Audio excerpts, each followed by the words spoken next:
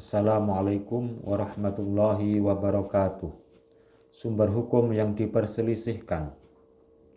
Definisi sumber hukum dalam Islam.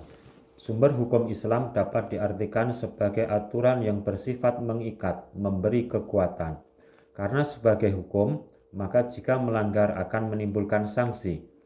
Secara garis besar, sumber hukum Islam sebagai pedoman sekaligus sebagai syariat Islam yang mengacu pada Al-Quran dan hadis Nabi Muhammad SAW.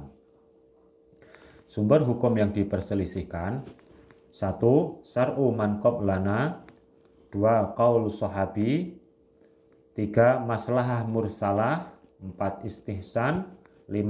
al-urf, 6. madhab sahabi, 7. istihab. Yang pertama, syar'u man qablana merupakan hukum yang disyariatkan Allah kepada umat terdahulu yang terdapat dalam Al-Quran dan Sunnah. Hukum ini dapat menjadi dasar hukum dalam Islam jika tidak ada dalil yang menasihnya. Contohnya, diwajibkannya hukuman qisas. Allah menetapkan bagi syariat Nabi Musa bahwa hukuman qisas itu wajib diterapkan. Yang kedua, qaul sahabi. Qaul sahabi artinya pendapat sahabat yang telah dia katakan atau dia kerjakan dan tidak meriwayatkannya dari Nabi Muhammad SAW. Qaul sahabi berupa dua macam, yaitu perkataan sahabat dan perbuatan sahabat. Contohnya adalah sholat Jumat 2 kali. Pada zaman Utsman bin Affan, adzan untuk sholat Jumat dilakukan sebanyak 2 kali. Yang ketiga, maslahah mursalah merupakan maslahat yang belum disyariatkan dengan hukum tertentu untuk melaksanakannya dan tidak ada dalil yang melarangnya. Syaratnya adalah benar-benar merupakan maslahah, bukan ilusi, dan tidak bertentangan dengan syariat. Contohnya, hukum pembukuan Al-Quran. Tidak ada ayat dan hadis yang memberikan perintah maupun larangan pembukuan Al-Quran, namun pembukuan Al-Quran itu sangat bermanfaat.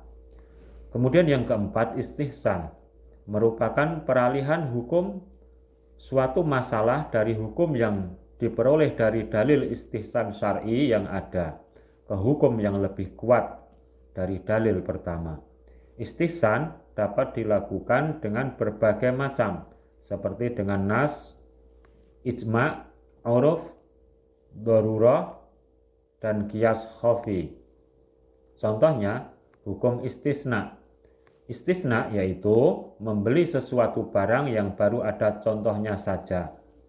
Barang yang akan dibeli baru akan dibuatkan sesuai dengan contoh yang ada. 5.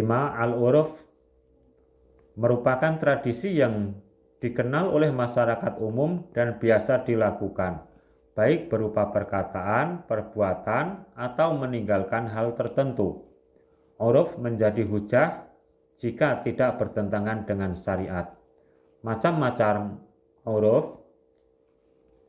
Yang pertama, uruf amali, 2. uruf qauli, 3. uruf am, 4. huruf khas, 5. huruf sahih, dan 6. huruf fasid. Contohnya, jasa calo atau perantara jual beli.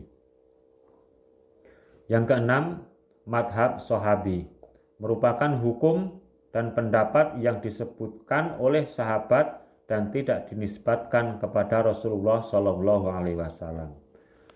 Hal ini ada 3 macam. 1. Tidak diketahui oleh pandangan dan akal. 2. Tidak diperselisihkan oleh sahabat lain. 3. Perbedaan ijtihad di antara para sahabat. Contohnya, pendapat Utsman bin Affan tentang hilangnya sholat Jumat apabila bertepatan dengan Idul Fitri dan Idul Adha. Kemudian yang ketujuh, istihab merupakan prinsip hukum yang menghukumi sesuatu saat ini dengan hukum masa lalu, kecuali ada dalil yang menunjukkan perubahan kondisi tersebut. Prinsip ini digunakan untuk menjaga kestabilan hukum dalam situasi di mana tidak ada dalil yang menunjukkan perubahan hukum dari masa lalu ke masa kini. Hal ini ada 4 macam. 1. Baro'ah asliyah, tidak ada dalil al-aslu al-ibahah. Yang kedua, menetapkan hukum syar'i sampai ada dalil yang menyelisihinya. Yang ketiga, syariat menunjukkan eksistensi dan keberlanjutan hukum. Yang keempat, berkaitan dengan nus syar'iyah dari Al-Quran dan Sunnah. Contohnya, batal wudhu atau belum. Demikian yang kami sampaikan, kurang lebihnya mohon maaf. Kami akhiri. Billahi taufiq wal hidayah. Wassalamualaikum warahmatullahi wabarakatuh.